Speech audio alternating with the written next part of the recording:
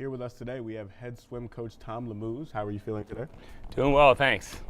I have a few questions for you. Hopefully they're not too crippling. What is your coaching experience outside of Wilkes? And do you mind sharing what made you want to coach? Yeah, absolutely.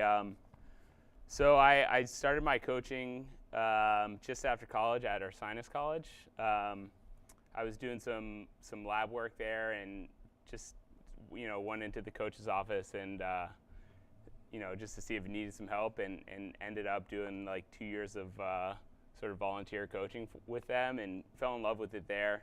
Got into some club coaching, so I was working with younger kids for from like 2010 to 2013, and then around that time I got finally got like a full-time college coaching job at Swarthmore College. I was an assistant coach there, so I was there for 3 years, and then was down in Tennessee last year at a small school called Sewanee, and was coaching down there. My fiance lives in Philadelphia, and so I was looking for head coaching jobs. Wilkes came up, and is close to Philadelphia, and that being close to Philadelphia isn't the only reason I came here. I mean, I really sort of fell in love with the campus. We got a great pool to use over at the Wyoming Valley CYC. Yeah, I've seen that pool. I wanted to dip in there a couple of times. Yeah, it's nice, and I really liked sort of the feel of the athletic department, other staff members I met, and just feel the school was right. What would you say is your favorite part about coaching? Swim. It's definitely the interaction with the kids, the students. I call them kids. Some of them, most of them are 18, so not legally kids anymore. But I mean, one of my, we just got out of MAC championships this past weekend, and congratulations. Yeah, thanks. Just that time, like those 4 days that we get to spend together. It's a long time spending to be with anyone sort of continuously. But it just gets, and we get a little loopy by the end of it, but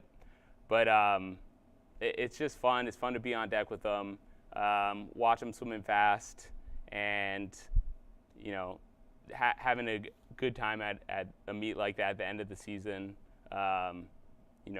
seeing some of the hard work start to pay off. How confident would you say that you are in your team's youth to keep this success going? Oh, very confident. Yeah, we have, I'd say the majority of our team is freshmen and sophomores. And so we just have a really strong foundation moving forward. On the men's side, we're losing one senior, and so we really will be pretty unchanged next year on the men's side. And so, I think that with that base, the only way to go is up.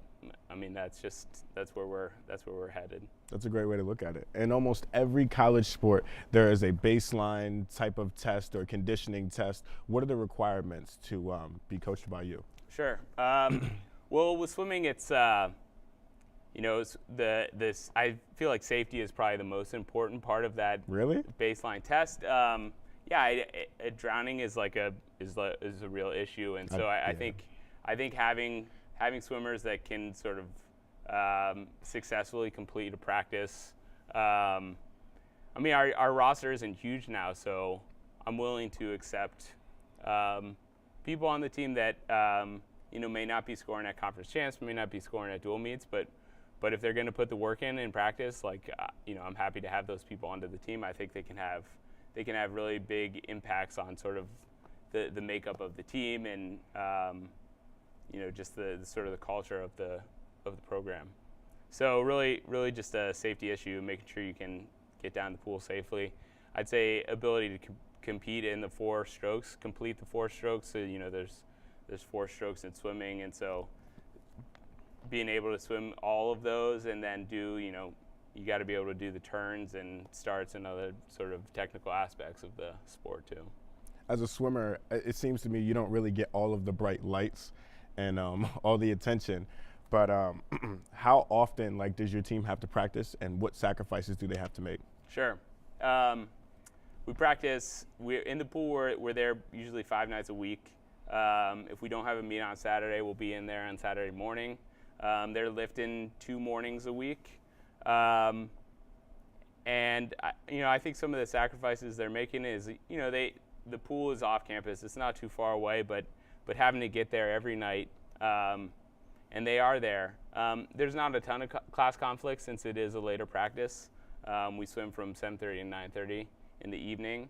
But that's like study time and time when other students usually are like just with their friends, hanging out, social time. So I feel like they are giving up some of that to be at practice, to be there, putting in the work so that they're ready to swim fast at the end of the season. All right, thanks, Coach. Thank you very much for your time and the Yeah. audience that watched. Now back to the anchors.